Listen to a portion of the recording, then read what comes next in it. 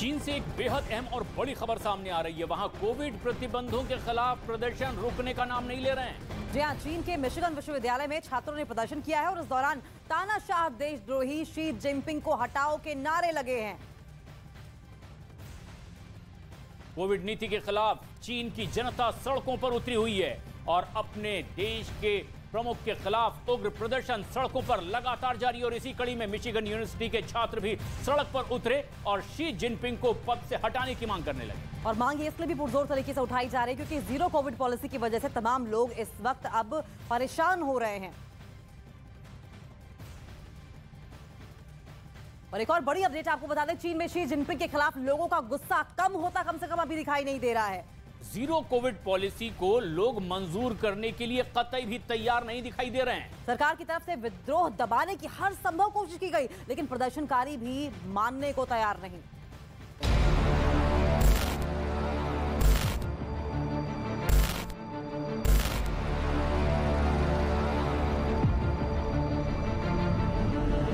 Covid पाबंदियों के खिलाफ चीन में विरोध प्रदर्शन थमने का नाम नहीं ले रहा है। चीन के हर बड़े प्रदर्शन में लोग सड़कों पर उतर आए। इस विरोध प्रदर्शन में यूनिवर्सिटी के छात्र भी शामिल। प्रदर्शन की ऐसी ही तस्वीर सामने आई मिशिगन यूनिवर्सिटी से, जहां छात्रों ने विरोध प्रदर्शन किया।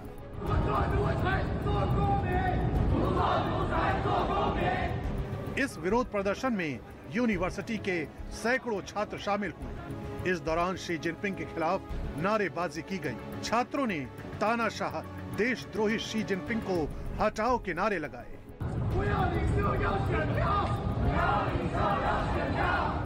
वहीं दूसरी तरफ प्रदर्शन की आशंका को देखते हुए चीन के बड़े शहरों की सुरक्षा व्यवस्था चौकस कर दी गई। पुलिस और सेना को अलर्ट कर दिया गया। बीजिंग, शंघाई, पेइचिंग समेत कई बड़े शहर कड़ी सुरक्षा घेरे में हैं। सरकारी इमारतों की भी सुरक्षा कड़ी कर दी गई। सार्वजनिक जगहों पर सुरक्षा बलों की कड़ी निगरानी देखी गई। लॉकडाउन और कोविड प्रतिबंधों के खिलाफ चीन में अभी भी बड़े स्तर पर रैली और प्रदर्शन की आशंका बनी हुई है, जिसे देखते हुए सेना और पुलिस को अलर्ट मोड पर रखा गया है।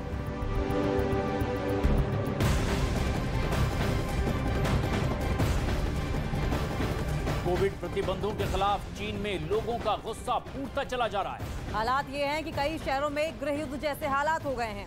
सड़क पर उतरी जनता को कंट्रोल करने के लिए सेना तक को चीन में उतारना पड़ रहा है। लोग यहाँ लॉकडाउन हटाने की मांग पर अड़े हुए हैं। लगातार लोगों का उग्र प्रदर्शन अब बेकाबू होता चला जा रहा है। बीजिंग, शंघाई की ये तस्वीरें भी आप देख रहे हैं।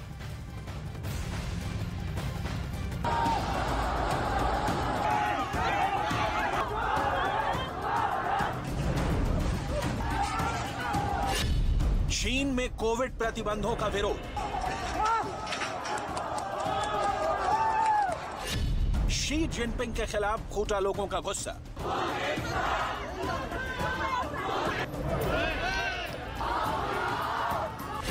शी जिनपिंग गद्दी छोड़ो के लगे नारे। चीन के कई शहरों में सड़क पर संग्राम।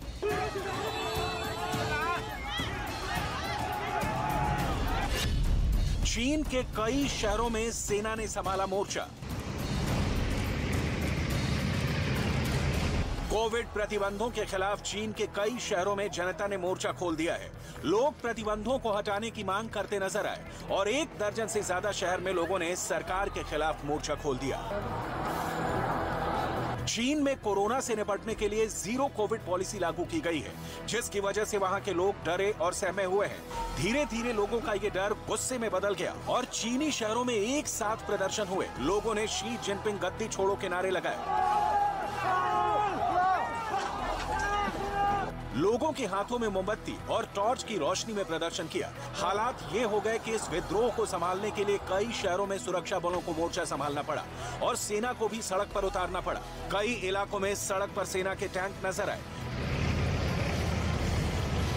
बीजिंग और शंघाई में छात्रों समेत बड़ी संख्या में लोग सड़क पर आ गए। सामने आ रहे वीडियो में लोग हाथों में मोमबत्ती, पोस्टर्स और मोबाइल की टॉर्च दिखाई दे रही है।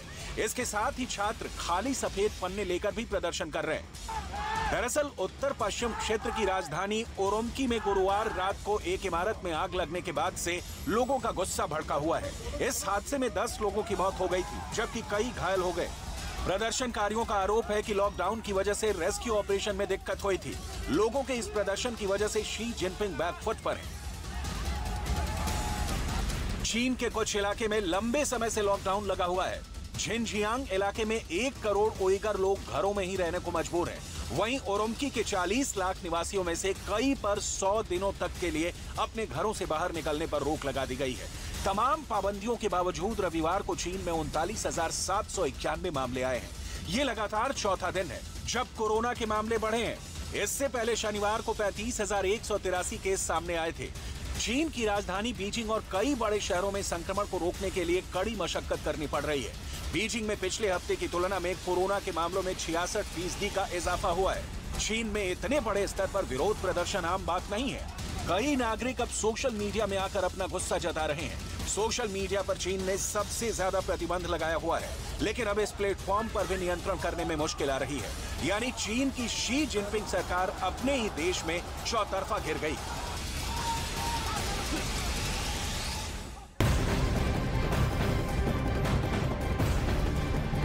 और इस बीच चीन से एक और बड़ी खबर सामने आ रही है। चीन में जारी प्रदर्शन को दुनिया की नजर से छिपाने के लिए चीन की नई चाल सामने आई है।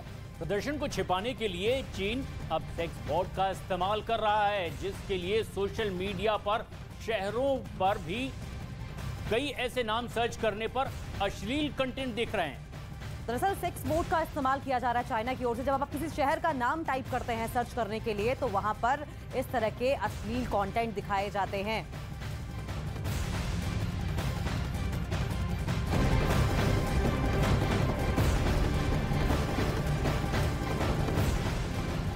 चीन जिस तरह से विरोध प्रदर्शन वहां पर दिख रहा है, पूरी दुनिया की नजर इस पर बनी हुई है। अमेरिका भी पूरे हालात पर नजर बनाए हुए है। अमेरिका की तरफ से कहा गया है कि हम शांतिपूर्ण विरोध के अधिकार का सम्मान करते हैं। तो वहीं दूसरी तरफ चीन के कई शहरों से प्रदर्शनकारियों पर बर्बरता की तस्वीरें भी सामने आती चली जा रही हैं।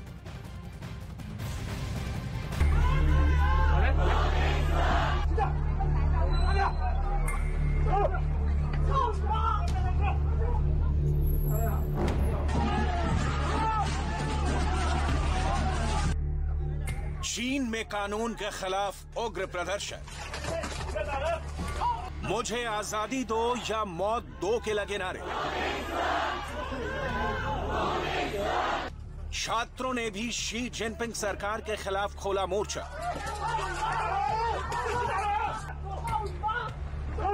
पुलिस के साथ हुई लोगों की झड़प।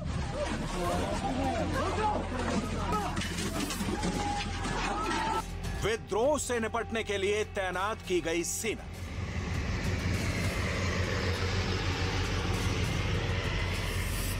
चीन की जनता जीरो कोविड पॉलिसी का लगातार विरोध कर रही है। चीन के शहरों से हिंसक प्रदर्शन की जो तस्वीरें सामने आ रही हैं, वो ये बताने के लिए काफी हैं कि यहाँ कोविड के नाम पर लगाया गया प्रतिबंध लोगों को बिल्कुल भी पसंद नहीं है। वो किसी भी तरह से इन कानून से मुक्ति पाना चाहते हैं।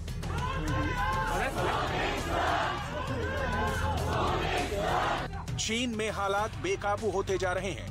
कई शहरों में पुलिस के साथ प्रदर्शनकारियों की झड़प की तस्वीरें भी सामने आई, तो दूसरी तरफ हालात से निपटने के लिए सेना को भी मोर्चे पर लगा दिया गया। चीन के एक शहर से टैंकों की भी तस्वीर सामने आई। बताया जा रहा है कि कोविड प्रतिबंध के नाम पर हो रहे प्रदर्शन को दबाने के लिए ही अब सेना का सहारा लिया गया है।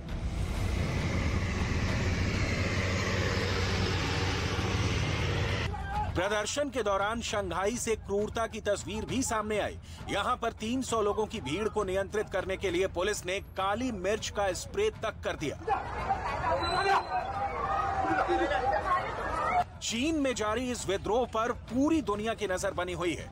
जिस तरह से वहां लोगों को जबरन हिरासत में लिए जाने की तस्वीर सामने आई, उससे ये साफ है कि सरकार किसी भी कीमत पर इस विद्रोह को दबाना चाहती है। वहीं इन हालात पर अमेरिका भी पूरी तरह से नजर बनाए हुए है। व्हाइट हाउस की तरफ से बयान आया है कि वो चीन के लोगों के शांतिपूर्ण प्रदर्शन के अधिकार का सम्मान करते हैं। चीन में शी जिनपिंग के सत्ता में आने के बाद ये पहली बार है जब इतने बड़े पैमाने पर प्रदर्शन हो रहे हैं। सोमवार को बीजिंग में प्रदर्शन हुए, जहां दो समूहों के लगभग 1000 लोग इकट्ठा हुए। चीन में जहां प्रदर्शन को हर हाल में कम्युनिस्ट पार्टी दबाती रहती है, वहां इतने बड़े पैमाने पर प्रदर्शन होना दिखाता है कि लोगों में कोरोना लॉकडाउन को लेकर कितना असंतोष है और इसी असंतोष से निपटना शी जिनपिंग के लिए बड़ी चुनौती बनी हुई है। चीन के लोगों का ये भी आरोप है कि सरकार को ना तो लॉकडाउन के आर्थिक पहलू की चिंता है और ना ही मानवता का। वो सिर्फ अपना कानून लोगों पर थोपना चाहती है।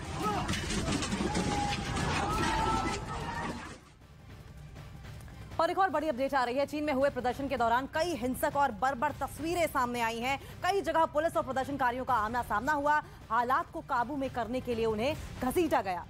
कई जगह तो ऐसे भी हालात दिखे कि इन प्रदर्शनकारियों को काबू में करने के लिए मिर्च स्प्रे का भी इस्तेमाल किया गया ताकि इस उग्र प्रदर्शन को दबाया जा सके। चीन में लोगों के विरोध प्रदर्शन को देखते हुए पुलिस बर्बरता पर उतर आई है। पुलिस हर कीमत पर इस प्रदर्शन को दबाना चाहती है। बीजिंग में पुलिस के जवान लोगों को घसीटकर सड़क से हटाते देखे। वहीं गुआंगडोंग प्रांत के एक शहर में तो सरकार का विरोध कर रहे लोग पुलिस वालों से ही भिड़ गए। उनमें कई लोग पुलिस के साथ मारपीट करते देखे, जबकि पीपीई किट पहने पुलिस के जवान भी उन पर लाठी बरसाते नजर आए। वुहान से आई एक तस्वीर में रात के वक्त हजारों की संख्या में लोग सड़क पर उतरकर शी जिनपिंग सरकार के खिलाफ हल्ला बोल दिया।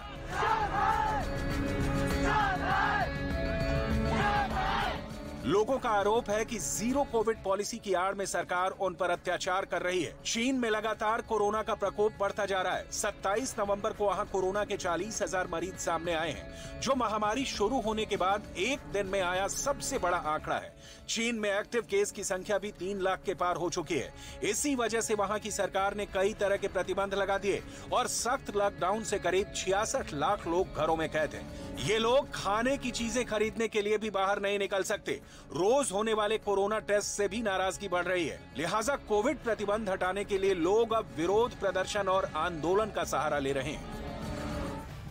और इस तरह से चीन के राष्ट्रपति कोरोना मैनेजमेंट में पूरी तरह से फेल साबित हुए हैं और ऐसे में अब अपनी जनता का ही वो दमन करने पर जुटे हुए हैं। जी हाँ, आपको बता दें कि बीजिंग, शंघाई और वुहान जैसे शहरों में जीरो कोविड पॉलिसी के खिलाफ विरोध प्रदर्शन लगातार हो रहे हैं। शी जिनपिंग की सरकार इन आंदोलन को कुचलने पर अब आमादा है।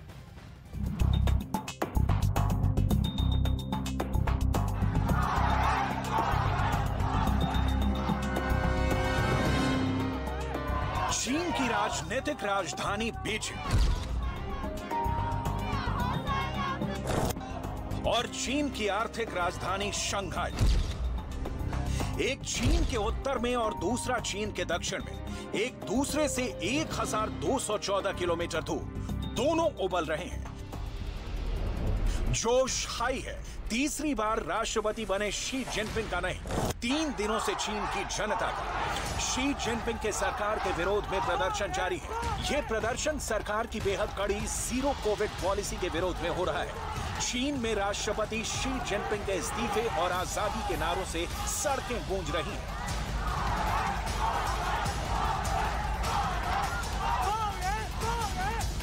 सैकड़ों लोग लियांगमा नदी के तट पर जमा हुए, जिनमें से कई के हाथों में कोरे सफेद कागज थे।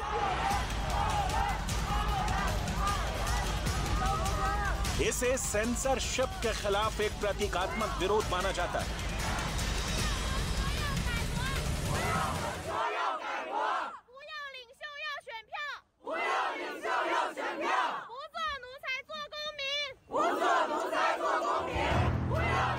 कुछ लोगों ने मोमबत्तियां जलाई। ओरुम्की में आग में मारे गए पीड़ितों को श्रद्धांजलि दी गई।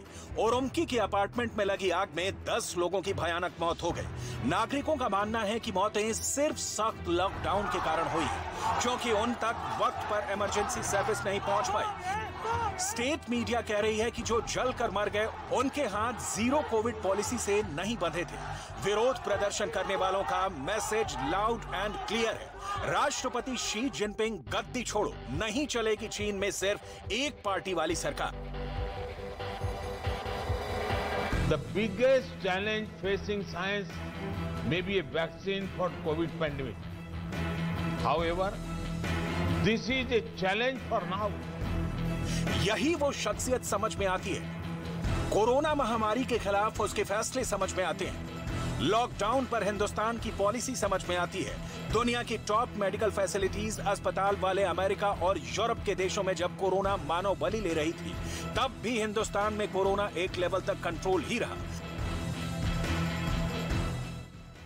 अमेरिका में 11 लाख लोग कोरोना की भेंट चढ़े।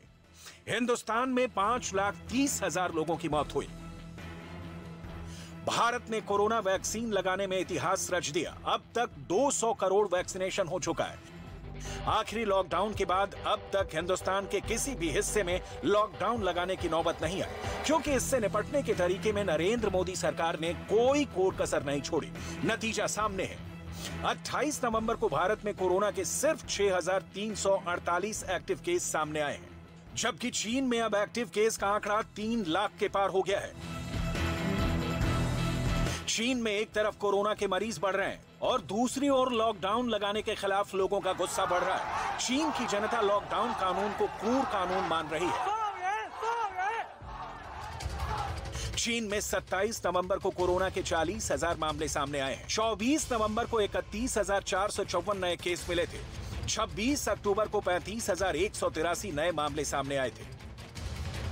चीन में शी जिनपिंग के जीरो कोविड पॉलिसी के खिलाफ प्रदर्शन की चिंगारी दुनिया की सबसे बड़ी आईफोन बनाने वाली फॉक्सकॉन फैक्ट्री से निकलकर चीन के बाकी हिस्सों में पहुंच गई है। दक्षिण चीन के ग्वांगझाऊ शहर में लॉकडाउन तोड़कर लोग अपने घरों से निकल रहे हैं और शून्य कोविड पॉलिसी के खिलाफ विद्रोह कर दिया है। चीन में लॉकडाउन कानून से जनता इतनी उकता चुकी है कि प्रदर्शन में नारे लग रहे हैं।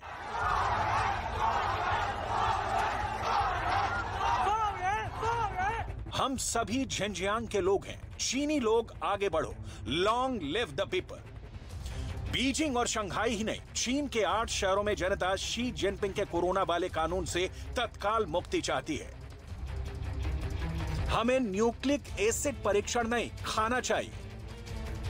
शी जिनपिंग कोरोना पर घर बाहर दोनों जगह एक्सपोज हो चुके हैं। चीन में संग्राम मचा है। शी जिनपिंग के इस्तीफे की आवाज शहर शहर से उठ रही है।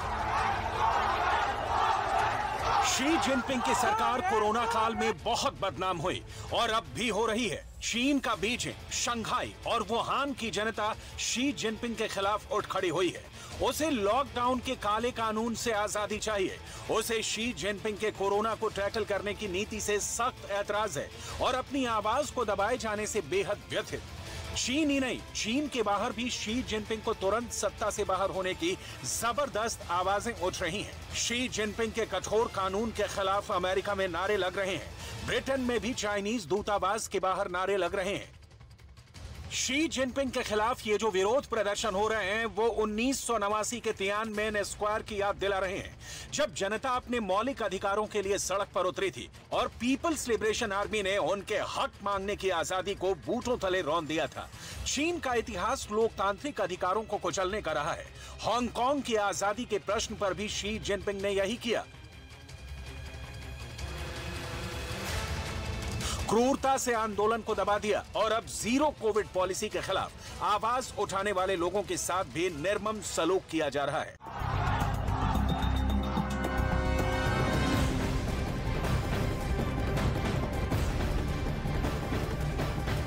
और कोविड प्रतिबंधों के खिलाफ चीन में लोगों का गुस्सा फूटता ही चला जा रहा है।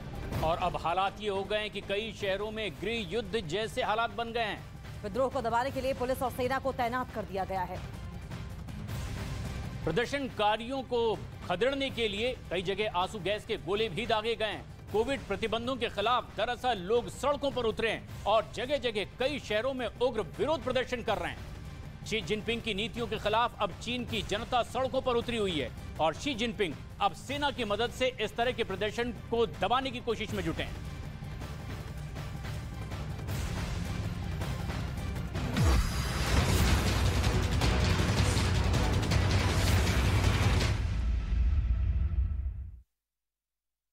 नमस्कार, मैं हूं प्रशांत चुरहे। इसके अलावा भी देश और दुनिया की तमाम ताजा खबरों के लिए देखते हैं ताबड़तोड़ 50।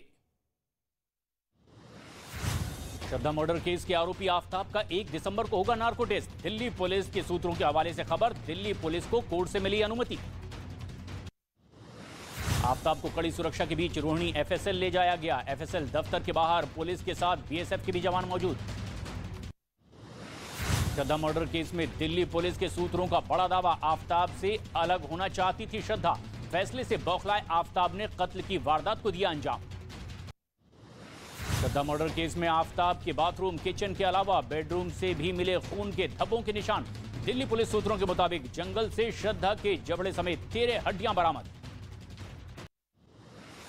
श्रद्धा मर्डर केस के आरोपी आफताब की जेल वैन पर हमले की कोशिश, 2 आरोपी गिरफ्तार। पुलिस ने पॉलीग्राफ टेस्ट कराकर लौटा रही थी, आफताब को बचाकर ले गई जेल। श्रद्धा के परिवार ने दिल्ली पुलिस के अधिकारियों से की मुलाकात, कुछ भी बोलने से किया साफ इनकार। भारतीय अंतर्राष्ट्रीय फिल्म फेस्टिवल के मंच का गलत इस्तेमाल करते हुए भारत विरोधी एजेंडा फैलाने की कोशिश। इजराइल के फिल्म निर्माता ने द कश्मीर फाइल्स को प्रोपेगेंडा फिल्म बताया। फिल्म निर्माता नदाव लेविड के बयान पर इजराइल के राजदूत ने भारत से मांगी माफी। केंद्रीय मंत्री अनुराग ठाकुर ने भी इजराइल के राजदूत के बयान का किया समर्थन। फिल्म के अभिनेता अनुपम खेर ने भी नदाव लेविड के बयान की कड़ी निंदा की, कहा फिर सक्रिय हुआ टूलकिट गैंग। दिल्ली, हरियाणा और राजस्थान में लॉरेंस बिश्नोई के करीबी के ठिकानों पर एनआईए की छापेमारी। पूछताछ में लॉरेंस से मिली जानकारी के आधार पर हुई छापेमारी।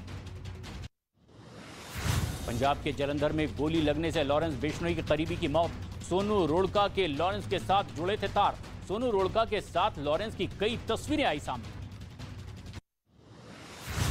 जम्मू कश्मीर पुलिस ने आतंकी संगठन अंसार गजवतुल के मॉड्यूल का किया पर्दाफाश। सोपोर से भारी मात्रा में गोला बारूद के साथ 4 आतंकी किए गए गिरफ्तार।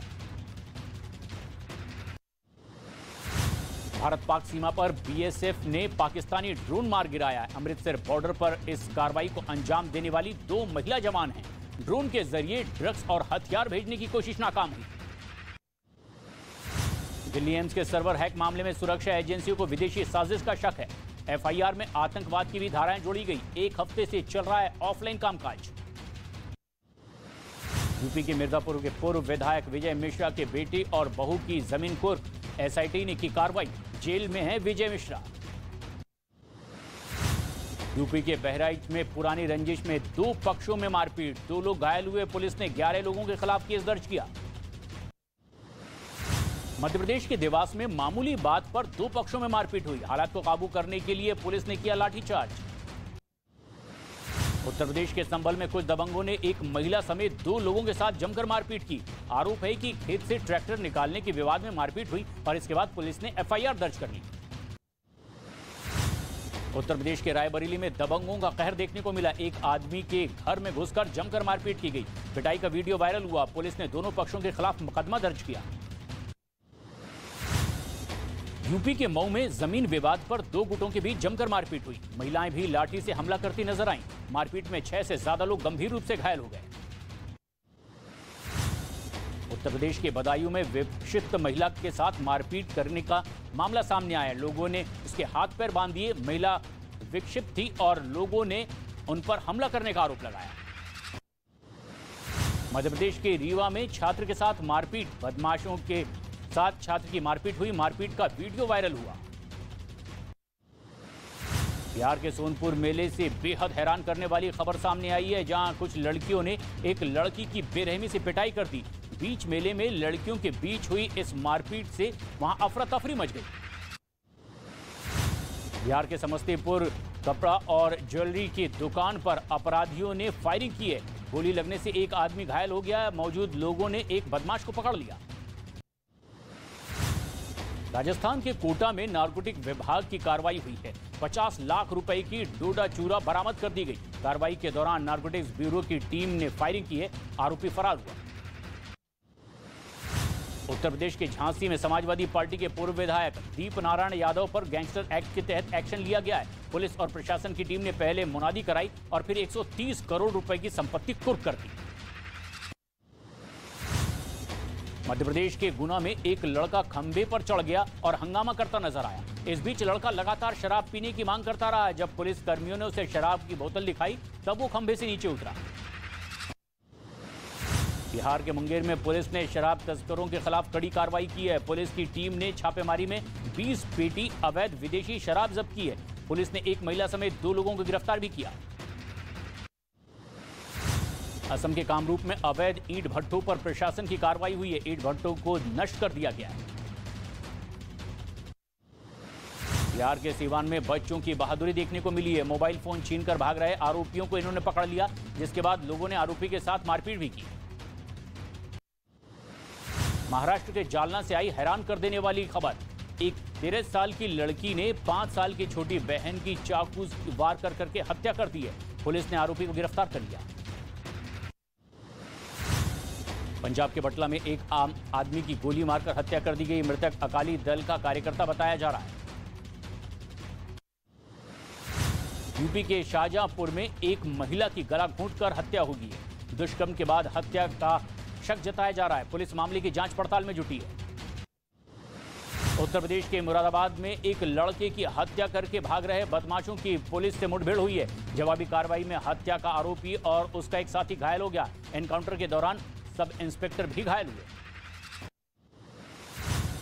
उत्तर प्रदेश के फतेहपुर में पुलिस और बदमाशों के बीच मुठभेड़ हो गई। गोली लगने से 25,000 का इनामी बदमाश घायल हो गया। बदमाश के कब्जे से एक तमंचा, कारतूस और एक बिना नंबर प्लेट की मोटरसाइकिल भी बरामद की गई। उत्तर प्रदेश के प्रयागराज में स्टंट करते लड़कों का वीडियो वायरल होने के बाद एक्शन लिया गया। पुलिस ने 5 लोगों को गिरफ्तार कर लिया है।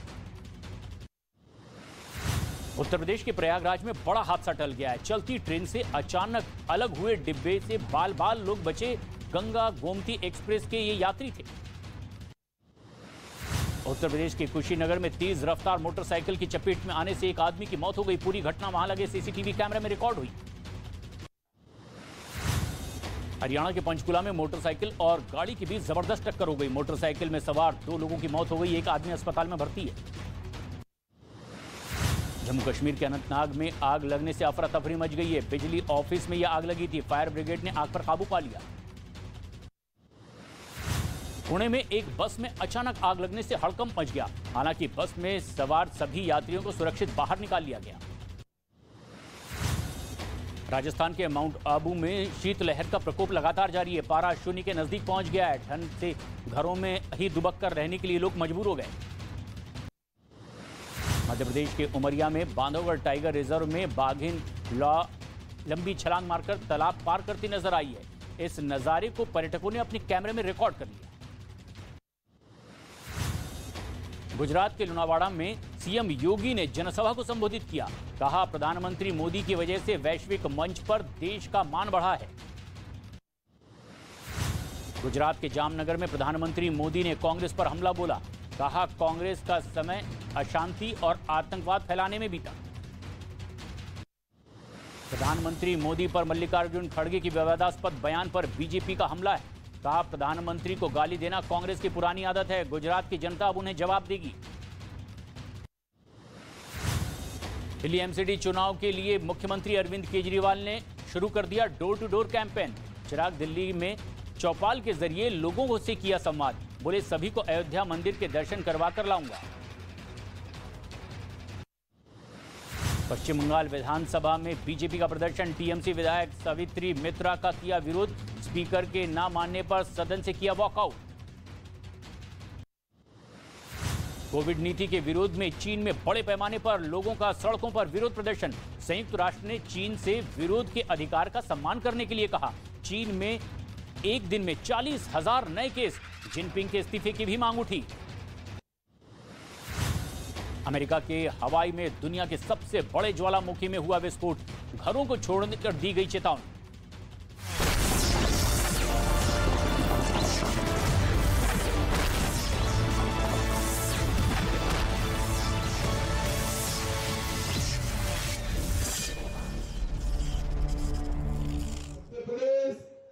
तेलंगाना, मणिपुर અને મિઝોરમમાં સંગ્રહાલય બનશે।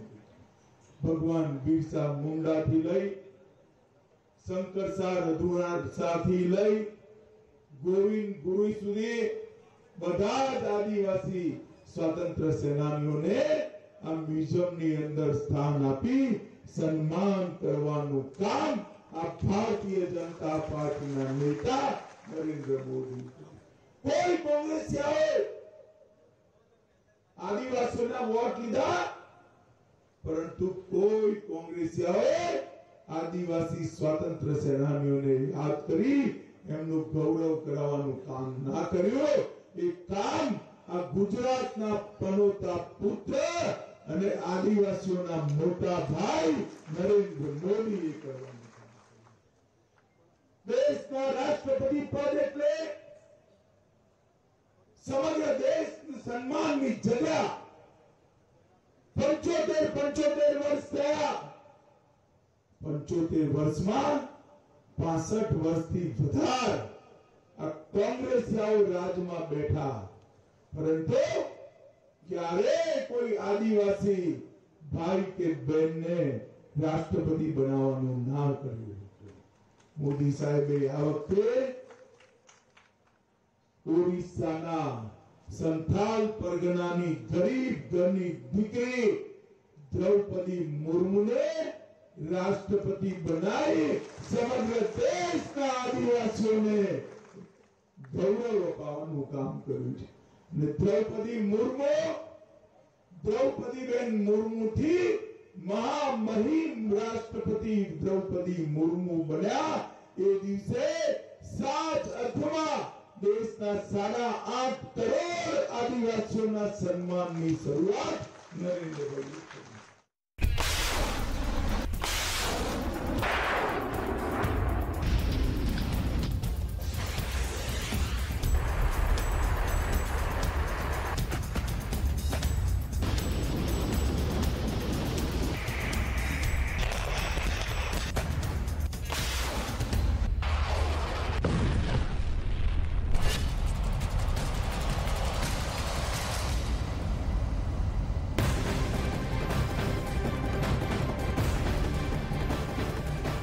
और एक बेहद अहम और बड़ी खबर, रूस यूक्रेन युद्ध को 9 महीने से ज्यादा का वक्त बीत चुका है, लेकिन दोनों ही देश एक दूसरे पर ताबड़तोड़ वार पलटवार में जुटे हुए हैं.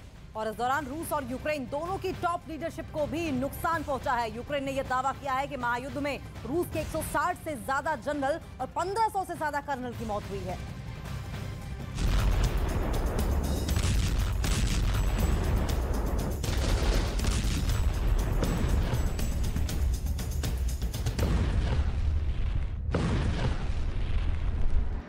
जंग में यूक्रेन के हाल से हर कोई वाकिफ है. यूक्रेन में मची तबाही की तस्वीर हर किसी की आंख के सामने है.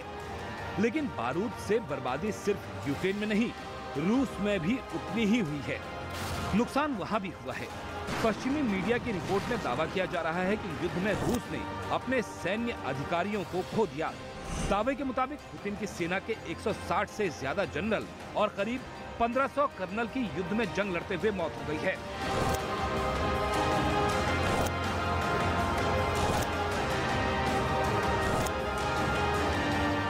युद्ध की शुरुआत में पुतिन के साथ पूरी दुनिया ये मानकर चल रही थी कि रूस की सेना 2 से 3 दिनों में यूक्रेन पर कब्जा कर लेगी. लेकिन अमेरिका और नेटो देशों से मिले हथियारों के दम पर यूक्रेन की सेना ने रूस को कड़ी टक्कर दी. नतीजा ये रहा कि रूस की सेना कीव तो दूर यूक्रेन के किसी बड़े शहर पर तक कब्जा नहीं कर सकी है. यूक्रेन के अधिकारियों के दावे के मुताबिक रूस के अब तक 204 मेजर, 294 कप्तान, 258 लेफ्टिनेंट और 86 अन्य अधिकारियों की मौत हो चुकी है. वहीं मैदान में डटे करीब 88,000 सैनिक मारे जा चुके हैं. ऐसे में सवाल है कि अब जंग के मैदान में खड़ी रूस की सेना जेलेंस्की के जांबाजों का सामना कैसे करेगी. बिना कमांडर सेना युद्ध कैसे करेगी. बिना जनरल के सैनिकों को कमांड कौन देगा. बिना कर्नल के रणनीति कैसे तय होगी. क्या जूनियर कमांडर को अब जंग की जिम्मेदारी मिलेगी. पिछले महीने ही पुतिन ने दावा किया था कि रूस की सेना का सैन्य अभियान एक विशेष योजना के तहत चल रहा है. लेकिन रूस की सेना में टॉप लीडरशिप का खत्म होना पुतिन के दावे को ही कटघरे में खड़ा कर रहा है. मीडिया रिपोर्ट में दावा ये भी किया गया है कि जंग की शुरुआत के 1 महीने के अंदर ही रूस की सेना के 7 जनरलों की मौत हो गई थी. यूक्रेन का करीब 88,000 रूसी सैनिकों की मौत वाला आंकड़ा ज्यादा चौंकाता है. इस कदर अगर रूसी सैनिक मारे जा रहे हैं तो फिर पुतिन क्या कर रहे हैं. पुतिन के लिए यूक्रेन का युद्ध आसान साबित नहीं हुआ है. वो भले ही कई इलाकों पर कब्जा कर चुके हैं, लेकिन यूक्रेन की फौज का सामना करते हुए पुतिन की सेना को कड़ी टक्कर मिली है. यूक्रेन का दावा है कि रूस के 2900 से ज्यादा टैंक तबाह कर दिए गए हैं। बख्तरबंद गाड़ियों की तादाद करीब 6000 पहुंच गई है। पुतिन की करीब 2000 तोप और बाकी आर्टिलरी खत्म की जा चुकी है। 16 नेवल शिप तबाह कर दिए गए हैं। यूक्रेन रूस के 278 फाइटर जेट भी गिरा चुका है। रूस के 250 से ज्यादा हेलीकॉप्टर भी तबाह हो चुके हैं। जंग जारी है, मिसाइलें बरस रही हैं, लेकिन रूस की सेना में टॉप लीडरशिप के खत्म होने का दावा रूस की सेना के लिए इस महायुद्ध में परेशानी को बढ़ा सकता है। और आइए अब रूस यूक्रेन युद्ध से जुड़ी 10 बड़ी खबरें देख लेते हैं। रूस ने एक वीडियो जारी कर यूक्रेन के कमांड पोस्ट को तबाह करने का दावा किया है। वीडियो में कुछ रूस के सैनिक यूक्रेन की कमांड पोस्ट पर ताबड़तोड़ हमला करते हुए दिखाई दे रहे हैं। यूक्रेन से जारी जंग के बीच में रूस ने एक और हमले का वीडियो जारी किया है। इस हमले में रूस ने यूक्रेन को काफी नुकसान पहुंचाने का दावा किया है। सामने आए वीडियो में रूस के सैनिक यूक्रेन के सैनिकी ठिकानों पर गोले दागते दिखाई दे रहे हैं। रूस यूक्रेन युद्ध के 9 महीने से ज्यादा बीत गए हैं। दोनों ओर से जमकर गोले दागे जा रहे हैं और इस बीच यूक्रेन ने एक वीडियो जारी करके रूस के टैंक को तबाह करने का बड़ा दावा किया है।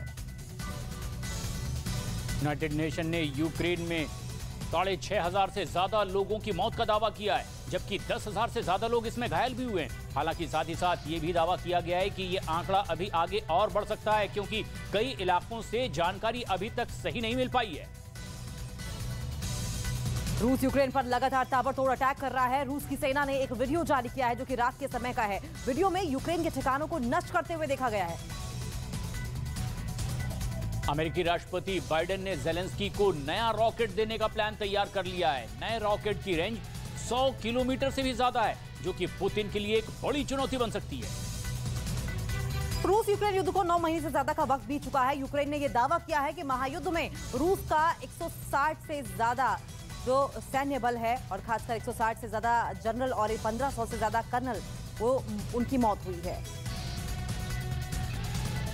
यूक्रेन के रक्षा मंत्री का दावा है कि 9 महीने में यूक्रेन पर 16,000 से ज्यादा मिसाइल छोड़ी गई है, जिससे 12,000 से ज्यादा शहरों और गांवों को बहुत बुरी तरह से नुकसान पहुंचा और लाखों लोग परिवार इसमें बेघर हो गए। पश्चिमी मीडिया ने दावा किया है कि बेल्जियम यूक्रेन को हथियारों की बड़ी खेप देगा, जिसमें 10 अंडर वाटर ड्रोन भी शामिल है। माना यह जा रहा है कि इन ड्रोन के मिलने के बाद यूक्रेन की सेना काला सागर में मौजूद रूस के युद्धपोतों पर सटीक निशाना साध सकेगी। यूरोपियन यूनियन ने युद्ध के बहाने अमेरिका पर फायदा उठाने का आरोप लगाया है। अमेरिका पर 4 गुना महंगी गैस बेचने और हथियार को खरीदने के लिए मजबूर करने का भी आरोप लगाया।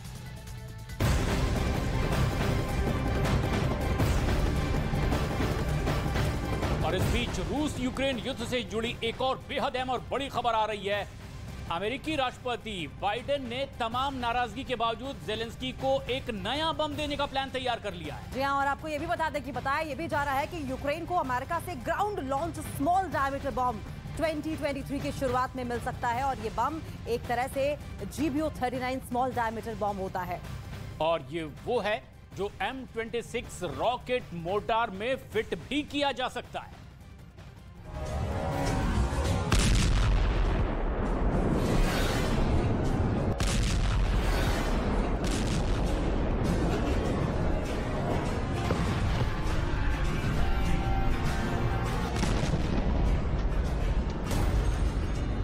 नया बम कैसा होगा? नया बम संजीवनी होगा।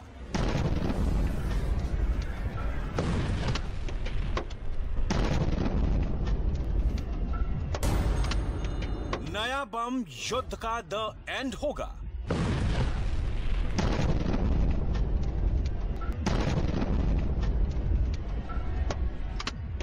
ज़ेलेंस्की को मिलने वाला है एक नया बम, क्योंकि बाइडेन ने तमाम नाराजगी के बावजूद ज़ेलेंस्की को एक नया बम देने का प्लान तैयार कर लिया है।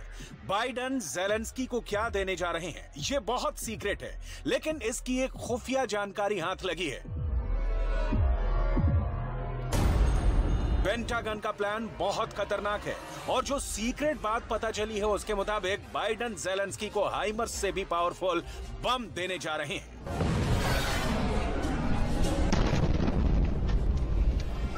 इस बम को लेकर एक बहुत खुफिया वीडियो देखिए। बाइडेन ने इस रॉकेट वाले बम को बहुत छुपा कर रखा हुआ था। अब ये बम सबके सामने लाने की तैयारी है, लेकिन बाइडेन इस नए हथियार पर खामोश है। इसकी वजह बताएंगे। पहले देखिए इस रॉकेट वाले बम का वीडियो।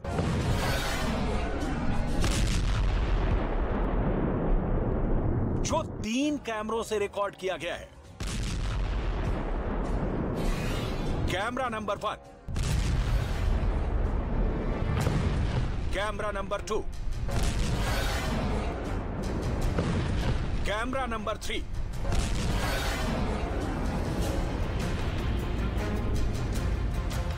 ये है अमेरिका का वो हथियार जिसकी तलाश ज़ेलेंस्की को भी थी, लेकिन बाइडेन नहीं चाहते थे कि ये ज़ेलेंस्की को मिले। लेकिन जब पुतिन के हमलों ने ज़ेलेंस्की की कैपिटल सिटी को खतरे में डाल दिया, तो बाइडेन ने अपना पिटारा खोलने का फैसला किया है।